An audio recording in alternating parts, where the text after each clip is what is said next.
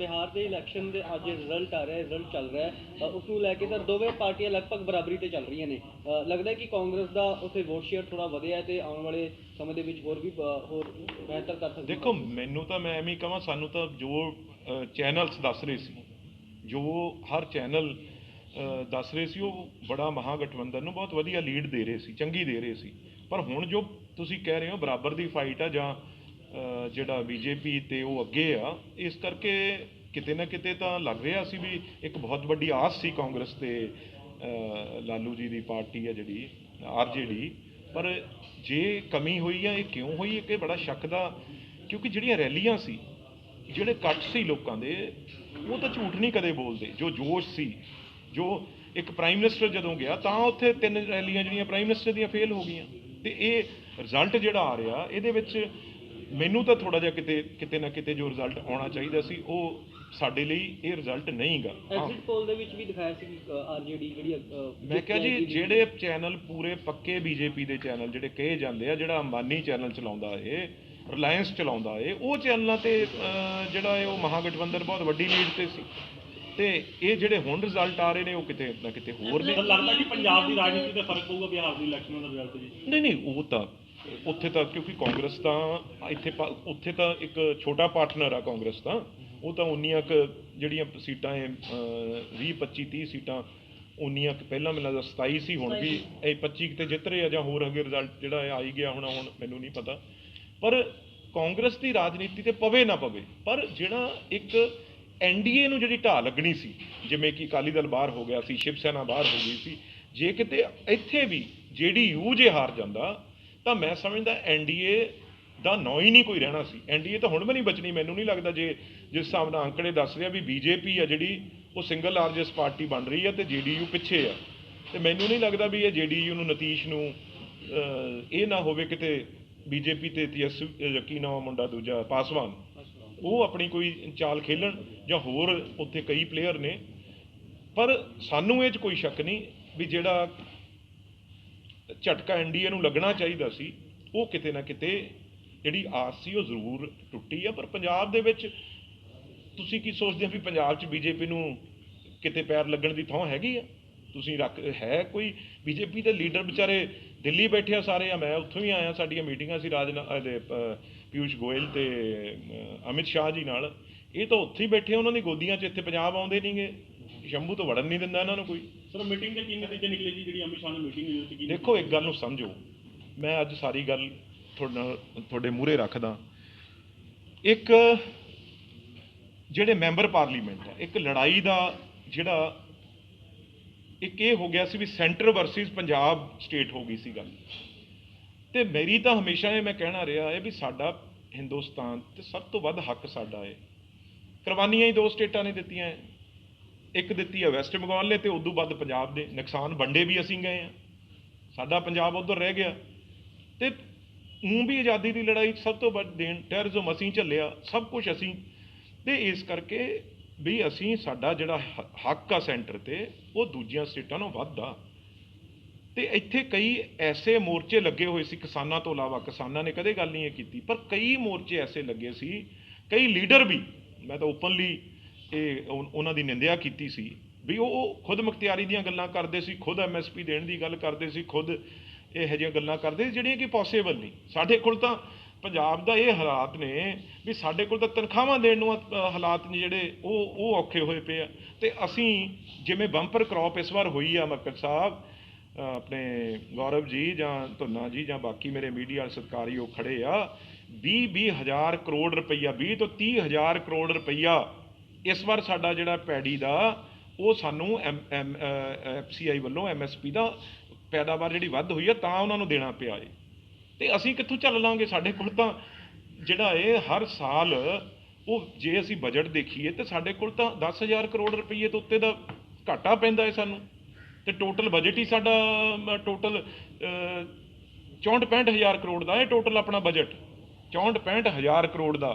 ਤੇ ਜਿਹੜੀ ਖਰੀਦ ਹੁੰਦੀ ਹੈ ਕੱਲੀ, ਇਸ ਵਾਰ ਪਿਛਲੀ ਵਾਰ ਜੇ 70,000 ਕਰੋੜ ਦੀ ਸੀ, ਇਸ ਵਾਰ ਉਹ ਟੱਪ ਕੇ 90,000 ਕਰੋੜ ਰੁਪਈਆ ਹੋ ਗਈ। ਜਿਹੜੀ ਕੱਲੀ ਦੋਨੋਂ ਫਸਲਾਂ ਖਰੀਦਦੇ ਆ ਆਪਾਂ, ਉਹ ਡਾਟਾ ਜੇ ਆਊਗਾ ਅਗਲਾ, ਉਹ ਇਸ ਵਾਰ 70,000 ਕਰੋੜ ਤੋਂ ਟੱਪ ਕੇ 90,000 ਕਰੋੜ ਨੂੰ ਟੱਚ ਕਰੂਗਾ। ਤੇ ਇਹ ਜਿਹੜੇ ਮੈਂ ਤਾਂ ਸਮਝਦਾ ਕੈਸੀ ਉਹਨਾਂ ਦੀ ਬੁੱਧੀ ਆ, ਕੈਸੀ ਉਹਨਾਂ ਦੀ ਸੋਚ ਆ, ਜਿਹੜੇ ਉਹ ਕਹਿੰਦੇ ਆ ਵੀ ਪੰਜਾਬ MSP ਦੇਵੇ, ਉਹ ਵੀ 23 ਫਸਲਾਂ ਨੂੰ ਦੇਵੇ, ਸਾਡਾ GST ਉਹ ਜਾਂਦਾ। ਨਾਲੇ ਸਾਡਾ ਹਿੰਦੁਸਤਾਨ ਸਾਡਾ ਦੇਸ਼ ਆ ਬਈ, ਅਸੀਂ ਅਲੱਗ ਥੋੜ੍ਹੀ ਆ ਕੋਈ, ਅਸੀਂ ਤਾਂ ਉਹ ਤੋਂ ਹਿੱਸਾ ਲੈਣਾ।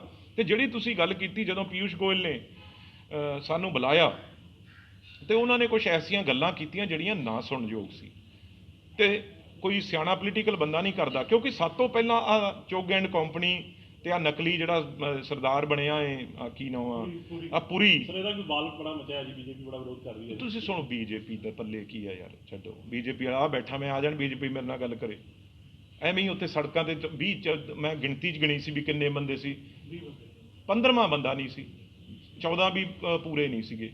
ਤੇ ਗੱਲ ਮੇਰੇ ਨਾਲ ਆ ਕੇ ਆਮਣੇ ਸਾਹਮਣੇ ਕਰ ਲੈਣ, ਮੈਂ ਡਰਦਾ ਇਹਨਾਂ ਤੋਂ, ਬੀਜੇਪੀ ਵਾਲਿਆਂ ਤੋਂ ਜਾਂ ਹੋਰਾਂ ਤੋਂ। ਉੱਥੇ ਪੁਤਲੇ ਸਾੜੀਆਂ ਮੇਰੇ ਨਾਲ ਗੱਲ ਕਰਨ ਆ ਕੇ, ਮੈਂ ਸਿੱਧੇ ਇੱਥੇ ਬੈਠਾ, ਹੁਣ ਮੈਂ ਤੁਹਾਡੇ ਮੂਹਰੇ ਕਹਿਣਾ ਆ ਜਾ ਮੇਰੇ ਨਾਲ। ਗੱਲ ਇਹ ਨਹੀਂ ਵੀ ਚੁੱਗ ਤੇ ਇਹ ਪਹਿਲਾਂ ਪਹੁੰਚੇ ਹੋਏ, ਉਹ ਪੀਯੂਸ਼ ਗੋਇਲ ਨੂੰ ਪੁੱਠੀ ਪੱਟੀ ਪੜ੍ਹਾਈ ਤੇ ਉਹ ਕਹਿੰਦਾ ਜੀ ਇਹ ਤਾਂ ਕਾਂਗਰਸ ਦਾ ਧਰਨਾ, ਇਹ ਤਾਂ ਤੁਹਾਡੀ ਸਰਕਾਰ ਨੇ ਬਿਠਾਏ ਹੋਏ ਨੇ। ਅਸੀਂ ਕਿਹਾ ਜੀ ਤੁਸੀਂ ਪਹਿਲਾਂ ਕਿਸਾਨਾਂ ਨੂੰ ਦਲਾਲ ਕਹਿਤਾ, ਤੁਸੀਂ ਪਹਿਲਾਂ ਕਿਸਾਨਾਂ ਨੂੰ ਏਜੰਟ ਕਹਿਤਾ, ਆੜਤੀਆਂ ਦੇ ਬਿਠਾਏ ਹੋਏ ਕਦੇ ਕਹਿੰਦੇ ਹੋ, ਪਰ ਤੁਸੀਂ ਮੰਨਦੇ ਨਹੀਂ ਗੱਲ। ਇਹ ਕਿਸਾਨ ਬੈਠੇ ਆ, ਸਾਨੂੰ ਤਾਂ ਕਿਸੇ ਪਾਰਟੀ ਵਾਲੇ ਨੂੰ ਇਜਾਜ਼ਤ ਹੀ ਨਹੀਂ ਜਾਣ ਦੀ। ਤੇ ਜਦੋਂ ਬਹੁਤ ਜ਼ਿਆਦਾ, ਕਿਉਂਕਿ ਅਸੀਂ ਤਾਂ ਹੱਥ ਜੋੜ ਕੇ ਗਏ ਸੀ, ਮੰਗਣ ਗਏ ਸੀ ਆਪਣੇ ਪੰਜਾਬ ਲਈ ਟ੍ਰੇਨਾਂ, ਇੰਡਸਟਰੀ ਸਾਡੀ ਖਤਮ ਹੋ ਗਈ। ਅੱਜ 20,000 ਕਰੋੜ ਰੁਪਏ ਤੋਂ ਉੱਤੇ ਦਾ ਘਾਟਾ, ਇਹ ਲੁਧਿਆਣਾ ਜਲੰਧਰ ਮਿਲਾ ਕੇ ਦੋਨਾਂ ਨੂੰ, ਆ ਜਿਹੜਾ ਡਰਾਈ ਪੋਰਟ ਆ ਦੇਖੋ ਇੱਥੇ ਕੀ ਹਾਲ ਹੋਇਆ ਹੋਇਆ ਸਾਡੀ ਇੰਡਸਟਰੀ। ਇਸ ਤਾਂ ਹੱਥ ਜੋੜਨ ਗਏ ਸੀ ਵੀ ਭਾਈ ਕਿਸਾਨ ਕਹਿੰਦੇ ਕੁਛ ਨਹੀਂ, ਉਹ ਕਹਿ ਰਹੇ ਯੂਰੀਆ ਦੀ ਖਾਦ ਦੀ ਲੋੜ ਆ, ਕੋਲੇ ਦੀ ਲੋੜ ਆ, ਇੰਡਸਟਰੀ ਸਾਡੀ ਤਬਾਹ ਕਰਤੀ। ਅਸੀਂ ਤਾਂ ਹੱਥ ਜੋੜਨ ਗਏ ਸੀ, ਪਰ ਜਦੋਂ ਉਹਦੇ ਤੇਵਰ ਦੇਖੇ, ਉਹ ਕਹਿੰਦਾ ਤੁਸੀਂ ਤਾਂ ਲੋਟ ਹੀ ਹੋਣ ਆਏ ਹੋ, ਹੁਣ ਤੁਹਾਡੀ ਇੰਡਸਟਰੀ ਜਦ ਤੁਹਾਡੇ ਮਗਰ ਪਈ ਆ, ਹੁਣ ਤੁਹਾਡੇ ਕਿਸਾਨ ਮਗਰ ਪਏ ਆ, ਹੁਣ ਤੁਹਾਡੀਆਂ ਚੀਕਾਂ ਨਿਕਲ ਗਈਆਂ, ਇਹ ਨਹੀਂ ਟ੍ਰੇਨ ਚੱਲਣੀ। ਮੈਂ ਇਹ ਕੋਈ ਵਡਿਆਈ ਨਹੀਂ ਕਰਦਾ, ਮੈਂ ਉਦੋਂ ਹੀ ਬਾਹਰ ਆ ਕੇ ਕਿਹਾ ਸੀ, ਮੈਂ ਕਿਹਾ ਗੱਲ ਸੁਣ ਲੈ ਭਾਈ, ਇਹ ਟ੍ਰੇਨਾਂ ਤੇਰੀਆਂ ਨਹੀਂ ਗੀਆਂ, ਇਹ ਟ੍ਰੇਨਾਂ ਦੇਸ਼ ਦੀਆਂ ਏ, ਤੇ ਤੂੰ ਹੁਣ ਜੇ ਚਾਹੁੰਦਾ ਵੀ ਇਹ ਟ੍ਰੇਨਾਂ ਨੂੰ ਆਪਣੇ ਘਰੇ ਲਾ ਲਈ, ਆਪਣੇ ਕੋਲਡ ਸਟੋਰ ਚਲਾ ਲਈ।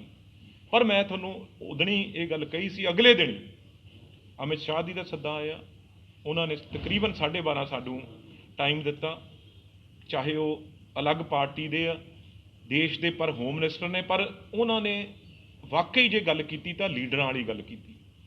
ਜਦੋਂ ਗੱਲ ਸ਼ੁਰੂ ਹੋਈ, ਬਾਕੀ MPਆਂ ਨੇ ਵੀ ਗੱਲ ਆਪਣੀ ਆਪਣੀ ਕੀਤੀ।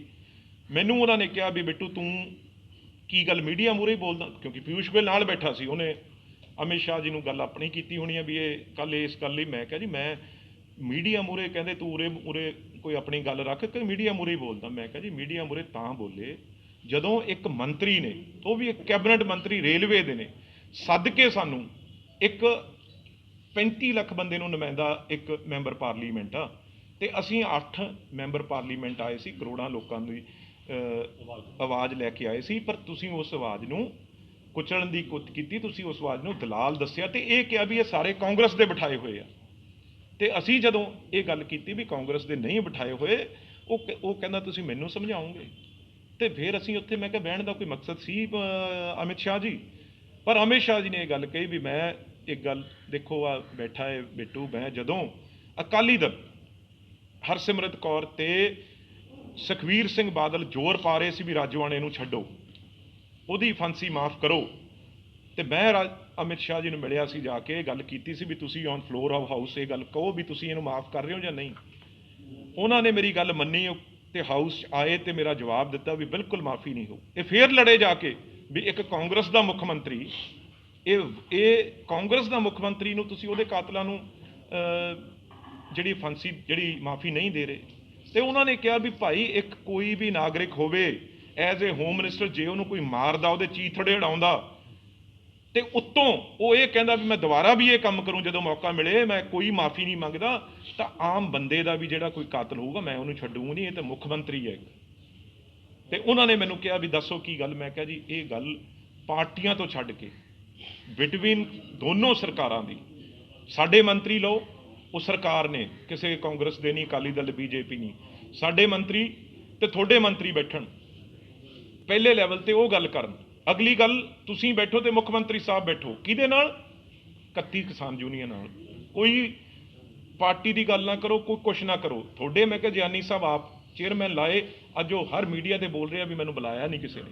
ਅਗਲੇ ਦਿਨ ਹੀ ਗੱਲ ਜਿਆਨੀ ਸਾਹਿਬ ਨੂੰ ਸੱਦ ਲਿਆ ਉਹਨਾਂ ਨੇ, ਅਮਿਤ ਸ਼ਾਹ ਜੀ ਨੇ ਭਰੋਸਾ ਦਿਵਾਇਆ ਵੀ ਭਾਈ ਤੁਹਾਡੇ ਸੀਐਮ ਸਾਹਿਬ ਨੂੰ ਕਹੋ ਜਿਹੜੇ ਵੀ ਮੰਤਰੀ ਆਪ ਜਿਹੜੇ ਗੱਲਬਾਤ, ਅਸੀਂ ਕਿਹਾ ਜੀ ਸਾਡੇ ਤਾਂ ਕਿਸਾਨ ਗੱਲ ਕਰ ਰਹੇ ਆ, ਉਹ ਕਿਸਾਨਾਂ ਨਾਲ ਮੰਤਰੀ, ਉਹ ਕਹਿੰਦੇ ਉਹ ਮੰਤਰੀ, ਤੇ ਪਹਿਲੇ ਰਾਊਂਡ 'ਚ ਪਿਊਸ਼ ਗੋਇਲ ਜਿਹੜੀ ਸਾਡੇ ਨਾਲ ਉੱਥੇ ਗੱਲ ਹੋਈ, ਤੇ ਕ੍ਰਿਸ਼ੀ ਮੰਤਰੀ ਤੁਹਾਡੇ ਮੰਤਰੀਆਂ ਦੇ ਨਾਲ ਰਿਕੁਐਸਟ ਕਰਕੇ ਜਿੱਥੇ ਚਾਹਣਗੇ, ਜੇ ਚੰਡੀਗੜ੍ਹ ਚਾਹਣਗੇ ਚੰਡੀਗੜ੍ਹ ਬਹਿ ਜਾਾਂਗੇ, ਦਿੱਲੀ ਆਉਣਾ ਚਾਹਣਗੇ ਕਿਸਾਨ ਜਥੇਬੰਦੀਆਂ, ਦਿੱਲੀ ਉਹਨਾਂ ਦੇ ਮੂਹਰੇ ਉਹਨਾਂ ਨੂੰ ਨਤਮਸਤਕ ਕਰਦੇ ਹਾਂ। ਅਸੀਂ ਪੰਜਾਬ ਦੀ ਹਰ ਜਿਹੜੀ ਉਹਨਾਂ ਨੇ ਸਾਡੇ ਦੇਸ਼ ਲਈ ਜੋ ਦੇਣ ਦਿੱਤੀ ਆ ਤੇ ਉਹਦੇ ਲਈ ਅਸੀਂ ਨਤਮਸਤਕ ਹਾਂ।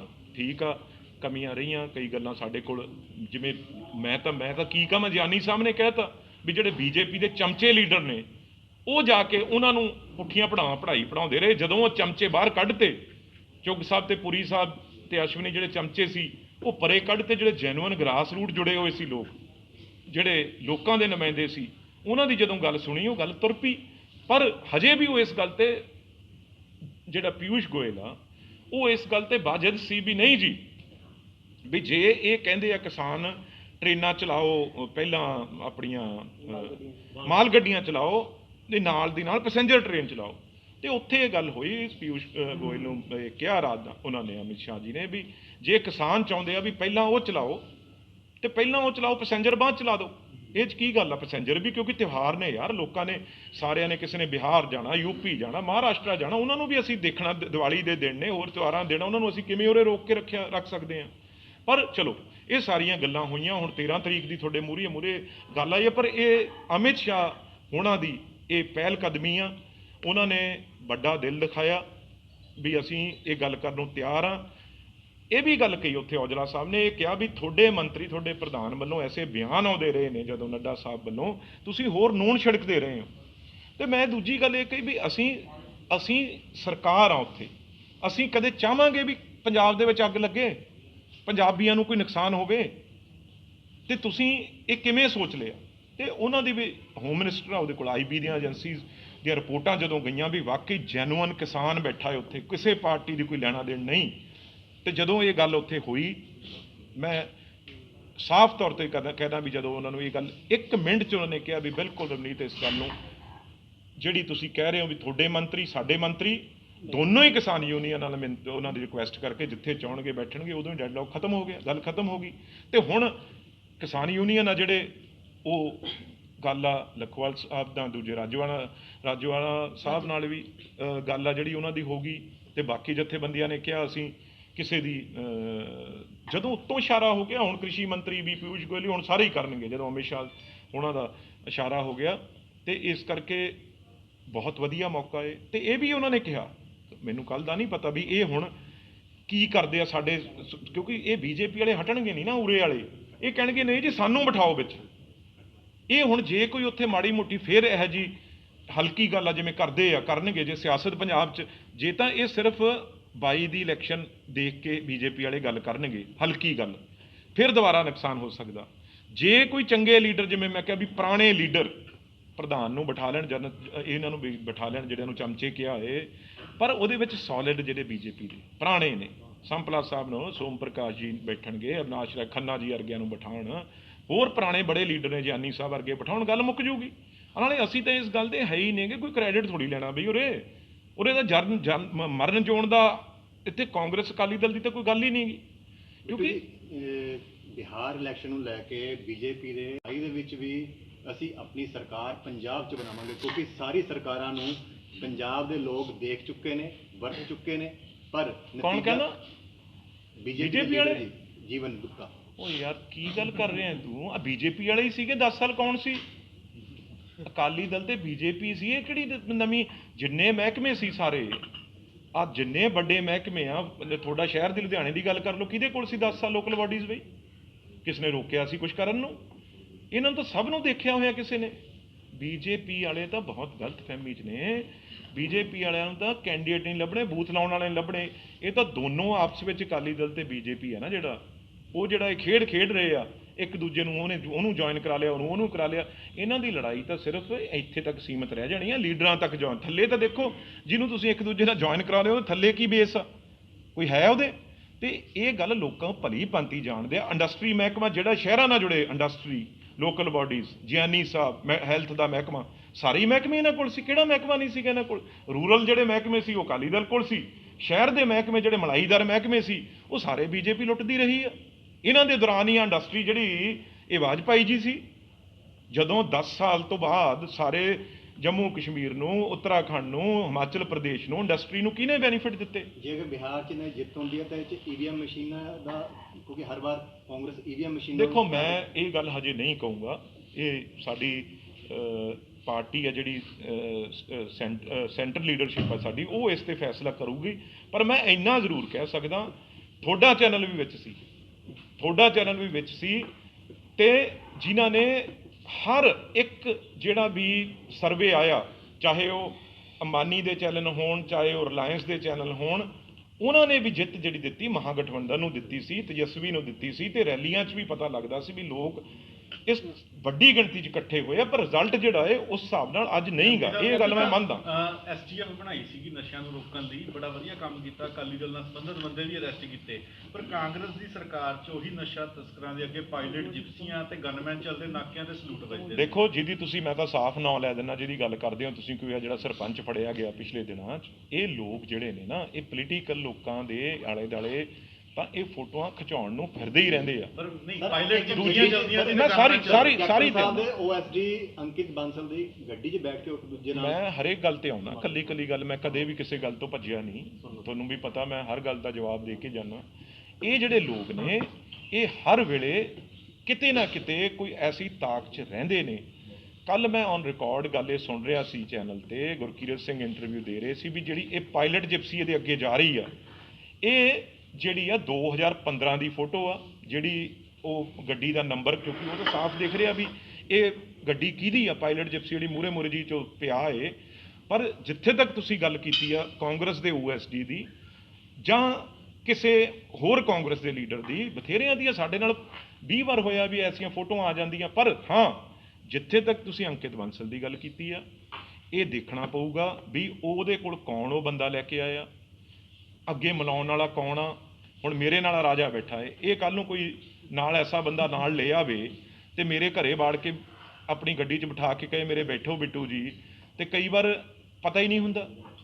ਤੇ ਮੈਂ ਇਹ 'ਚ ਮੁੱਕਰਦਾ ਨਹੀਂ, ਜਿਹੜੀਆਂ ਫੋਟੋਆਂ ਆਈਆਂ ਅੰਕਿਤ ਬਾਂਸਲ ਨਾਲ ਆਈਆਂ, ਸਾਡੇ ਕਾਂਗਰਸੀ ਲੀਡਰਾਂ ਨਾਲ ਵੀ ਆਈਆਂ, ਪਰ ਇਹ ਬੰਦੇ ਇਹ ਦੇਖਣਾ ਕਈ ਵਾਰ, ਹਾਂ ਜੇ ਇੱਕ ਵਾਰੀ, 2 ਵਾਰੀ, 3 ਵਾਰੀ ਜੇ ਹੋਵੇ ਫੋਟੋਆਂ, ਫੇਰ ਕਿਤੇ ਨਾ ਕਿਤੇ ਸ਼ੱਕ ਦੇ ਘੇਰੇ 'ਚ। ਪਹਿਲੀ ਵਾਰ ਫੋਟੋਆਂ ਦੀ ਗੱਲ ਨਹੀਂ ਕਰਦੇ ਅਸੀਂ, ਫੋਟੋਆਂ ਚਲੋ ਆ ਜਾਂਦੀਆਂ ਤੁਹਾਡੀ, ਇੱਕ ਮਿੰਟ ਵਾਲੀ ਫੋਟੋਆਂ ਦੀ ਗੱਲ ਨਹੀਂ, ਲੇਕਿਨ ਜਿਹੜਾ ਉਹਦਾ ਰੋਲ ਇਨਵੈਸਟੀਗੇਸ਼ਨ ਹੋ ਰਿਹਾ ਉਹ ਡਰੱਗਸ ਦਾ ਹੋ ਰਿਹਾ, ਇਹ ਨਹੀਂ ਪਤਾ ਲੱਗ ਰਿਹਾ ਵੀ ਉਹ ਪਾਇਲਟ ਜਿਪਸੀ ਕਿਹਨੇ ਦਿੱਤੀ ਸੀਗੀ ਤੇ ਗਨਮੈਨ ਕਿਹਦੇ ਨਾਲ ਚੱਲਦੇ। ਇਹ ਜਿਹੜੀ ਤੁਸੀਂ ਗੱਲ ਕਹਿ ਰਹੇ ਹੋ, ਮੈਂ ਵੀ ਤੁਹਾਡੇ ਨਾਲ, ਚਾਹੇ ਕੋਈ ਮੇਰਾ ਮੈਂ ਵੀ ਹੋਵਾਂ, ਮੇਰੀ ਵੀ ਇਨਵੈਸਟੀਗੇਸ਼ਨ ਹੋਣੀ ਚਾਹੀਦੀ ਆ।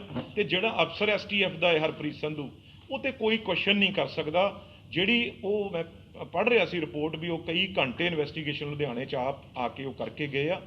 ਉਹ ਮੇਰੀ ਵੀ ਉਹਨਾਂ ਨਾਲ ਗੱਲ ਹੋਈ, ਹੋਰ ਅਫਸਰ ਸਵਾਨਾਂ ਨਾਲ ਗੱਲ ਹੋਈ ਵੀ ਇਹ ਐਸਾ ਬੰਦਾ ਸੀ ਜਿਹਨੇ, ਕਿਉਂਕਿ ਮੈਂ ਜਦੋਂ ਕੁਝ ਮਹੀਨੇ ਮੇਰੇ ਨਾਨਾ ਜੀ ਦੀ ਡੈਥ ਹੋਈ ਸੀ, ਮੈਂ ਇੱਕ ਭੋਗ ਤੇ ਸੀ, ਤੇ ਮੈਨੂੰ ਕਾਫੀ ਇਲਾਕੇ ਦੇ ਲੋਕਾਂ ਨੇ, ਪੁਰਾਣੇ ਸਰਦਾਰ ਬੇਅੰਤ ਸਿੰਘ ਦੇ ਸਾਥੀਆਂ ਨੇ ਜਿਹੜੇ ਪੈੜ ਹਲਕੇ ਤੋਂ ਲੋਕ ਸੀ, ਉਹਨਾਂ ਨੇ ਇਹ ਗੱਲ ਕਹੀ ਜੀ ਵੀ ਤੁਸੀਂ ਇਹ ਗੱਲ ਕਰਦੇ ਹੋ ਵੀ ਇੱਕ ਇੱਥੇ ਬੰਦਾ ਹੈ ਜਿਹੜਾ ਅੱਜ ਵੀ ਉਹ ਉਸੇ ਤਰੀਕੇ ਨਾਲ ਬੜੀਆਂ ਗੱਡੀਆਂ 'ਚ ਘੁੰਮ ਰਿਹਾ, ਅੱਜ ਵੀ ਉਹਦੇ ਗੱਲ ਸੁਣਦੇ ਆ ਵੀ ਉਹ ਨਸ਼ਾ ਵੇਚ ਰਿਹਾ। ਇਹ ਸਾਡੇ ਬੱਚੇ, ਉਹਨਾਂ ਨੇ ਕਈਆਂ ਨੇ ਇਹ ਵੀ ਕਿਹਾ ਵੀ ਸਾਡੇ ਬੱਚੇ ਅੱਜ ਤੜਫ ਰਹੇ ਆ, ਇਸ ਬੰਦੇ ਨੇ ਉਹਨਾਂ ਨੂੰ ਨਸ਼ੇ ਤੇ ਲਾਇਆ। ਮੈਂ ਕਿਹਾ ਇਹ ਕੌਣ ਬੰਦਾ ਹੈ, ਮੈਂ ਤਾਂ ਅੱਜ ਤੱਕ ਜਾਣਦਾ ਨਹੀਂ ਗਾ, ਮੈਂ ਵੀ ਇੱਥੇ ਤਾਂ ਜੰਮ ਪਾਲਾਂ। ਫਿਰ ਉਹਨਾਂ ਨੇ ਦੱਸਿਆ ਤੇ ਸਾਰੀ ਗੱਲ ਇਹ ਉੱਤੇ ਤੱਕ ਹੋਈ ਗਈ।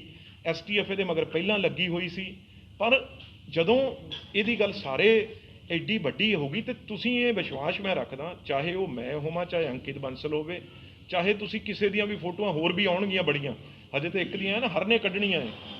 ਤੁਹਾਨੂੰ ਵੀ ਪਤਾ ਉਹ ਹਰ ਪੋਲੀਟੀਕਲ ਇਹ ਬੰਦੇ, ਕਿਉਂਕਿ ਇਹਨਾਂ ਕੋਲ ਪੈਸਾ ਹੁੰਦਾ, ਗੱਡੀਆਂ ਹੁੰਦੀਆਂ, ਪੋਲੀਟੀਕਲ ਰੈਲੀਆਂ, ਛੋਟੇ ਲੀਡਰ ਨੇ ਜਿਹੜੇ, ਉਹਨਾਂ ਨੂੰ ਕਹਿ ਦਿੰਦੇ ਆ ਵੀ ਅਸੀਂ ਭਾਈ ਤੁਹਾਡੇ ਲਈ 50 ਗੱਡੀਆਂ ਲੈ ਕੇ ਆਉਂਦੇ ਆ। ਨਸ਼ੇ ਵਾਲੇ ਬੰਦੇ ਇਹਨਾਂ ਕੋਲ ਹੁੰਦੇ ਆ, 100 ਬੰਦਾ, ਅਸੀਂ ਰੈਲੀ 'ਚ ਆ ਜਾਂਦੇ ਆ ਤੇ ਨਾਅਰੇ ਮਾਰਦੇ ਆ ਕੇ ਨਾਲ ਖੜ ਜਾਂਦੇ ਆ ਤੇ ਫੋਟੋਆਂ ਖਿਚਾ ਕੇ ਤੁਰਦੇ ਬਣਦੇ ਆ। ਉਹ ਫੋਟੋਆਂ ਦਿਖਾਈ ਜਾਂਦੇ ਆ, ਮੈਂ ਦੇਖੀਆਂ ਇਹਦੀਆਂ ਕਈ ਅਫਸਰਾਂ ਨਾਲ ਪਾਈਆਂ ਹੋਈਆਂ, ਕਈ ਮੁਬਾਰਕਾਂ ਕਈ ਪੋਲੀਟੀਕਲ ਲੀਡਰਾਂ ਨਾਲ ਪਾਈਆਂ ਹੋਈਆਂ। ਪਰ ਉਹ ਜਿਹੜਾ ਅਫਸਰ ਹਰਪ੍ਰੀਤ ਸਿੱਧੂ, ਉਹ ਸਪਸ਼ਟ ਗੱਲ ਹੈ ਜਿਹੜੀ ਸਾਫ਼ ਉਹ ਕੱਢ ਕੇ ਮੂਹਰੇ ਰੱਖੂਗਾ। ਕੋਈ ਵੀ ਹੋਵੇ ਉਹ ਇਸ ਗੱਲ, ਦੇਖੋ ਜਿਹੜਾ ਬੰਦਾ ਪੀੜ੍ਹੀਆਂ ਦਾ ਨਾਸ ਕਰਦਾ ਨਾ, ਇਸ ਨਾਲ ਉਹਨੂੰ ਨਾ ਉਹਨੂੰ ਬਖਸ਼ਣਾ ਚਾਹੀਦਾ। ਜੇ ਕਿਸ ਦੀ ਮਦਦ, ਜੇ ਕਿਸ ਦੀ ਸਪੋਰਟ ਦਿਖਦੀ ਆ ਤੇ ਨਾ ਉਹਨੂੰ ਬਖਸ਼ਣਾ ਚਾਹੀਦਾ। ਮੈਂ ਉਸ ਲਾਈਨ 'ਚ ਖੜਾ ਹੋਊਂਗਾ। ਤੁਸੀਂ ਆਉਣ ਵਾਲੇ ਦਿਨਾਂ 'ਚ ਜੇ ਕਿਤੇ ਵੀ ਦਿਖੂਗੀ, ਮੈਂ ਸਭ ਤੋਂ ਪਹਿਲਾਂ ਆਊਂਗਾ ਵੀ ਭਾਈ ਇਹ ਬੰਦੇ ਨੂੰ ਪਾਰਟੀਆਂ 'ਚੋਂ ਵੀ ਇਹਨਾਂ ਨੂੰ ਬਾਹਰ ਹੋਣਾ ਚਾਹੀਦਾ ਤੇ ਸਜ਼ਾ ਵੀ ਮਿਲਣੀ ਚਾਹੀਦੀ ਆ। ਬਾਕੀ ਸਭ ਕੁਝ ਮਾਫ ਹੋ ਸਕਦਾ, ਪਰ ਇਹ ਨਸ਼ਾ ਜਿਹੜੀ ਸਾਡੀ ਪੀੜ੍ਹੀ ਨੂੰ ਗਾਲ ਰਿਹਾ ਪੰਜਾਬ ਦੀ ਨੂੰ, ਉਹ ਗਲਤੀ ਨਹੀਂ ਹੋ ਸਕਦੀ। ਤੇ ਇਹ ਬੰਦਾ ਉਹ ਨਾਮਵਰ ਬੰਦਾ ਏ, ਸਭ ਨੂੰ ਪਤਾ ਸੀ ਵੀ ਇਹ ਬਹੁਤ ਵੱਡਾ ਨਸ਼ੇ ਦਾ ਵਪਾਰੀ ਆ। ਜੇ ਫਿਰ ਵੀ ਕੋਈ ਇਹਦੇ ਕੋਲ ਜਾਂਦਾ ਸੀ ਜਾਂ ਇਹਨੂੰ ਕੋਈ ਜਿਪਸੀਆਂ ਦਿੰਦਾ ਸੀ ਤਾਂ ਉਹਦੇ ਮਾਫੀ ਸ਼ਬਦ ਉਹਦੇ ਲਈ ਨਹੀਂ ਗਾ। ਸਰ ਇੱਕ ਲਾਸਟ ਸਵਾਲ ਹੈ ਜੀ, ਟਰੰਪ ਦੀ ਹਾਰ ਤੇ ਭਾਰਤ ਦੀ ਰਾਜਨੀਤੀ 'ਚ ਕੀ ਫਰਕ ਪਵੇਗਾ? ਹੁਣ ਪਵੇਗਾ ਕੋਈ ਫਰਕ? ਦੇਖੋ, ਇੱਕ ਗੱਲ ਨੂੰ ਸਮਝੋ, ਜਦੋਂ ਆਪਾਂ ਇੱਕ ਪਾਸੇ ਆਪਣਾ ਦੁਸ਼ਮਣ ਪਾਕਿਸਤਾਨ ਖੜਾ ਤੇ ਇੱਕ ਪਾਸੇ ਚਾਈਨਾ ਖੜਾ ਏ, ਤੇ ਆਪਾਂ ਨੂੰ ਕਿਸੇ ਦੇਸ਼ ਨਾਲ ਤਾਂ ਆਪਾਂ ਰਹਿਣਾ ਹੀ ਆ ਨਾ। ਤੇ ਅਮਰੀਕਾ ਨੇ ਜਦੋਂ ਵੀ, ਚਾਹੇ ਪਹਿਲਾਂ ਸੀ ਚਾਹੇ ਡਾਕਟਰ ਮਨਮੋਹਨ ਸਿੰਘ ਵੇਲੇ ਸੀ, ਆਪਣੀ ਅਮਰੀਕਾ ਦੇ ਨਾਲ ਬਹੁਤ ਚੰਗੇ ਸੰਬੰਧ ਰਹੇ ਆ। ਆ ਮੌਕੇ ਤੇ ਆਪਾਂ ਨੂੰ ਸਾਰਿਆਂ ਨੇ ਸਪੋਰਟ ਕੀਤੀ ਜਦੋਂ ਪਾਕਿਸਤਾਨ ਦਾ ਐਸਾ ਮਸਲਾ ਸੀ। ਉਹਨਾਂ ਦਾ F-16 ਜਹਾਜ਼ ਵਰਤਿਆ ਗਿਆ। ਉਹਨਾਂ ਨੇ ਉਦੋਂ ਬਾਅਦ ਇਹ ਫੈਸਲਾ ਕੀਤਾ ਵੀ ਅੱਜ ਤੋਂ ਬਾਅਦ F-16 ਬੇਸ਼ੱਕ ਆ, F-16 ਦਾ ਕੋਈ ਵੀ ਅੱਗੇ ਸਮਾਨ ਆ ਜਿਹੜਾ ਉਹ ਅਸੀਂ ਪਾਕਿਸਤਾਨ ਨੂੰ ਪ੍ਰੋਵਾਈਡ ਨਹੀਂ ਕਰਾਂਗੇ ਵੀ ਜੇ F-16 ਲੜਾਈ 'ਚ ਯੂਜ਼ ਹੋਇਆ। ਕਿਉਂਕਿ ਪਹਿਲੀ ਸ਼ਰਤ ਇਹ F-16 ਦੀ ਜਿਨ੍ਹਾਂ ਨੂੰ ਵੀ ਉਹਨਾਂ ਨੇ ਦਿੱਤਾ ਵੀ ਇਹ ਲੜਾਈ ਦੇ ਵਿੱਚ ਨਹੀਂ ਵਰਤਿਆ ਜਾਊਗਾ। ਤੇ ਇਸ ਕਰਕੇ ਹੁਣ ਜਿਹੜੇ ਬਾਈਡਨ ਜਿਹੜੇ ਪ੍ਰਧਾਨ ਰਾਸ਼ਟਰਪਤੀ ਬਣਨ ਜਾ ਰਹੇ ਆ, ਤੇ ਨਾਲ ਸਾਡੇ ਜਿਹੜੀ ਵਾਈਸ ਪ੍ਰੈਜ਼ੀਡੈਂਟ ਜਿਹੜੀ ਬਣ ਜਾ ਰਹੇ ਆ ਜਿਹੜੇ, ਤੇ ਉਹ ਕਮਲਾ ਹੈਰਿਸਨ, ਤੇ ਉਹਨਾਂ ਦਾ ਜਿਹੜਾ ਰਿਸ਼ਤਾ ਹੈ ਪੰਜਾਬ ਦੇ ਨਾਲ ਤੇ ਨਾ ਹਿੰਦੁਸਤਾਨ ਦੇ ਨਾਲ, ਤੇ ਉਹ ਆਪਣੇ ਆਪ 'ਚ ਹੀ ਇੱਕ ਤੁਹਾਡੇ ਮੂਹਰੇ ਸਬੂਤ ਆ ਵੀ ਆਪਣੇ ਆਉਣ ਵਾਲੇ ਰਿਸ਼ਤੇ ਹੋਰ ਵਧੀਆ ਹੋਣਗੇ, ਘਟਣਗੇ ਨਹੀਂ। ਉਸ ਸਮੇਂ ਚਾਹੇ ਇਕੱਲੇ ਮਨਮੋਹਨ ਸਿੰਘ ਨੂੰ ਇਨਵਾਈਟ ਕੀਤਾ ਗਿਆ ਉਸ ਸਮਾਗਮ ਦੇ ਵਿੱਚ, ਸਮਾਗਮ ਨਹੀਂ, ਉਹ ਤਾਂ ਚਲੋ ਹਜੇ ਤਾਂ ਜਨਵਰੀ 'ਚ ਟਰਮ ਖਤਮ ਹੋਣੀ ਆ। ਮਨਮੋਹਨ ਸਿੰਘ ਜੀ ਨੂੰ ਇਨਵਾਈਟ ਕੀਤਾ, ਚੰਗੀ ਗੱਲ ਆ। ਹੋਰ ਵੀ ਸਾਰੇ, ਕਿਉਂਕਿ ਪ੍ਰਧਾਨ ਮੰਤਰੀਆਂ ਦਾ ਤਾਂ ਦੇਖੋ ਹਰੇਕ ਦਾ, ਮੈਂ ਕੋਈ ਇਹ ਨਹੀਂ ਕਹਿੰਦਾ ਅੱਜ ਆਪਾਂ ਇਸ ਦੇ ਜਿੱਥੇ ਜਦੋਂ ਤੱਕ ਦੇਸ਼ ਦੀ ਗੱਲ ਆ ਜਾਂਦੀ ਆ ਫਿਰ ਅਸੀਂ ਦੇਸ਼ ਦੇ ਨਾਲ ਆ ਤੇ ਦੇਸ਼ ਦੇ ਪ੍ਰਧਾਨ ਮੰਤਰੀ ਨਾਲ ਆ, ਉਹਨਾਂ ਨੂੰ ਵੀ ਇਨਵਾਈਟ ਕਰਨਗੇ। ਪਰ ਹਜੇ ਉਹ ਸਮਾਂ ਲੰਬਾ ਹੈ ਕਿਉਂਕਿ ਟਰਮ ਜਿਹੜੀ ਜਨਵਰੀ ਤੱਕ ਉਹਨਾਂ ਦੀ ਖਤਮ ਹੋਣੀ, ਉਦੋਂ ਬਾਅਦ ਉਹ ਪ੍ਰੋਗਰਾਮ ਹੋਏਗਾ। ਤੇ ਰਿਸ਼ਤੇ ਅਮਰੀਕਾ ਨਾਲ ਆਪਣੇ ਚੰਗੇ ਨੇ, ਚੰਗੇ ਹੀ ਰਹਿਣਗੇ। ਸਭ ਦੇਸ਼ਾਂ ਦੇ ਸੰਬੰਧ ਆਪਸ ਵਿੱਚ ਹੋਣੇ ਚੰਗੀ ਗੱਲ ਹੈ, ਪਰ ਇੱਕ ਪ੍ਰਧਾਨ ਮੰਤਰੀ ਰਾਸ਼ਟਰਪਤੀ ਪਹਿਲਾਂ ਉੱਥੇ ਜਾ ਕੇ ਹੌਡੀ ਮੋਦੀ ਹੋਇਆ, ਫਿਰ ਇੱਥੇ ਆ ਕੇ ਨਮਸਤੇ ਟਰੰਪ ਹੋਇਆ, ਉਹ ਕਿੱਥੋਂ ਤੱਕ ਜਾਇਜ਼ ਹੈਗਾ ਜੀ? ਉਹ ਕਿਉਂਕਿ ਇਹਦਾ ਪੋਲੀਟੀਕਲ ਵੀ ਤਾਂ ਅਸਰ ਪੈਂਦਾ ਨਾ ਜਿਹੜਾ ਨਵੇਂ ਰਾਸ਼ਟਰਪਤੀ ਆਏ। ਦੇਖੋ, ਇਹ ਕੁਦਰਤੀ ਪਹਿਲੀ ਵਾਰ ਐਸਾ ਹੋਇਆ। ਦੇਖੋ, ਜਿਹੜਾ ਮੈਂ ਇਹ ਗੱਲ ਤੁਹਾਡੇ ਔਨ ਰਿਕਾਰਡ ਕਹਿਣਾ, ਜਿਹੜਾ ਟਰੰਪ ਸੀ ਜਾਂ ਟਰੰਪ ਦੀ ਜਿਹੜੀ ਪ੍ਰੈਜ਼ੀਡੈਂਟਸ਼ਿਪ ਸੀ, ਉਹ ਹਰੇਕ ਚਾਹੇ ਇਮੀਗ੍ਰੈਂਟ ਜਿਹੜਾ ਜਾਣਾ ਚਾਹੁੰਦਾ ਸੀ ਉੱਥੇ, ਚਾਹੇ ਉਹ ਏਸ਼ੀਅਨ ਕੰਟਰੀਜ਼ ਤੋਂ ਹੋਵੇ, ਚਾਹੇ ਅਫਰੀਕਨ ਕੰਟਰੀਜ਼ ਤੋਂ ਹੋਵੇ, ਚਾਹੇ ਉਹ ਖਾਸ ਤੌਰ ਤੇ ਉਹਦਾ ਗਵਾਂਢੀ ਜਿਹੜਾ ਦੇਸ਼ ਆ ਆਪਣਾ, ਨਹੀਂ ਯੂਰਪ ਨਹੀਂ, ਚਾਹੇ ਮੈਕਸੀਕੋ ਹੋਵੇ ਜਿੱਥੇ ਸਭ ਤੋਂ ਵੱਧ ਲੋਕ ਕੰਮ ਕਰਦੇ ਆ। ਜੇ ਗੱਲ ਕਰੀਏ ਲਾਸ ਐਂਜਲਸ ਦੀ, ਇਸ ਸਾਈਡ ਦੀ ਗੱਲ ਕਰੀਏ, ਉਹਨੇ ਉਹਨਾਂ ਨੂੰ ਨਫ਼ਰਤ ਦੀ ਅੱਖ ਨਾਲ ਦੇਖਿਆ, ਕੋਸ਼ਿਸ਼ ਕੀਤੀ ਵੀ ਇਹ ਏਸ਼ੀਅਨ, ਅਫਰੀਕਨ, ਮੈਕਸੀਕੋ ਸਭ ਮੈਂ ਰੋਕ ਦੇਵਾਂ, ਮੇਰੇ ਦੇਸ਼ ਕੋਈ ਨਾ ਆਵੇ। ਇਸ ਦੇ ਉਲਟ ਜਾ ਕੇ ਜਦੋਂ ਕੋਸ਼ਿਸ਼ ਕੀਤੀ ਮੋਦੀ ਸਾਹਿਬ ਵੱਲੋਂ ਵੀ ਮੈਂ ਉੱਥੇ ਗੁਜਰਾਤੀਆਂ ਦਾ ਵੱਡਾ, ਕਿਉਂਕਿ ਤਾਕਤ ਆ, ਪੈਸਾ ਹੈ, ਪਰ ਲੋਕਾਂ ਨੇ ਮੋਦੀ ਸਾਹਿਬ ਦੀ ਗੱਲ ਸੁਣੀ ਨਹੀਂ ਜਿਹੜੀ ਟਰੰਪ ਨੇ ਕੋਸ਼ਿਸ਼ ਕੀਤੀ ਸੀ ਲੋਕਾਂ ਨੂੰ। ਕਿਉਂਕਿ ਉਰੇ ਲੋਕ ਅੱਜ ਰੋਜ਼ ਹਮੇਸ਼ਾ ਜਾਣਾ ਚਾਹੁੰਦੇ ਨੇ ਅਮਰੀਕਾ ਜਾਂ ਹੋਰ ਦੇਸ਼ਾਂ ਦੇ ਵਿੱਚ, ਬਹੁਤ ਵੱਡੀ ਤਾਦਾਦ 'ਚ, ਚਾਹੇ ਉਹ ਆਪਣੇ ਪੰਜਾਬ ਦੇ ਹੀ ਹੋਣ, ਐਂ ਹੀ ਸਾਰੇ ਏਸ਼ੀਆ ਦੇ, ਐਂ ਹੀ ਸਾਰੇ ਅਫਰੀਕਨ ਕੰਟਰੀਜ਼ ਦੇ। ਉਹ ਜਿਹੜੀ ਨਫ਼ਰਤ ਦੀ ਅੱਖ ਨਾਲ ਦੇਖਿਆ ਨਾ, ਜਿਹੜਾ ਇੱਕ ਹਰ ਵੇਲੇ ਉਹਨਾਂ ਨੂੰ ਟੀਚਰ ਕੀਤੀ, ਇੱਕ ਆਪਣੇ ਆਪ ਨੂੰ ਮਤਲਬ ਆਪਣੇ ਆਪ ਨੂੰ ਇੱਕ ਖਾਸ ਤੌਰ ਤੇ ਆਪਣੇ ਆਪ ਨੂੰ ਪੇਸ਼ ਕੀਤਾ ਵੀ ਅਸੀਂ ਜਿਹੜੇ ਗੋਰੇ ਆ ਉਹ ਸਾਰਿਆਂ ਨੂੰ ਅਲੱਗ ਆ। ਤੇ ਫਿਰ ਇਸ ਵਾਰ ਸਾਰਿਆਂ ਨੇ ਉਹਨਾਂ ਨੇ ਮਿਲ ਕੇ ਜਿਹੜਾ ਠੋਕਿਆ, ਉਹ ਤੁਹਾਡੇ ਮੂਹਰੇ ਹੀ ਰਿਜ਼ਲਟ ਜਿਹੜਾ ਆਇਆ, ਉਹ ਟਰੰਪ ਦਾ ਦਿਖਾਤਾ ਵੀ ਏਸ਼ੀਅਨ 'ਚ ਕਿੰਨੀ ਤਾਕਤ ਆ, ਅਫਰੀਕਨ 'ਚ ਕਿੰਨੀ ਕੰਟਰੀ 'ਚ ਤਾਕਤ ਆ, ਮੈਕਸੀਕੋ ਵਾਲਿਆਂ 'ਚ ਕਿੰਨੀ ਤਾਕਤ ਆ। ਉਹ ਜੜ੍ਹਾਂ ਹੈ ਜਿਹੜੀਆਂ ਹਿਲਾ ਕੇ ਰੱਖਤੀਆਂ, ਉਹ ਜਹਾਜ਼ਾਂ ਤੱਕ ਹੀ ਰਹਿ ਗਿਆ ਟਰੰਪ। ਹੋਰ ਦੱਸੋ।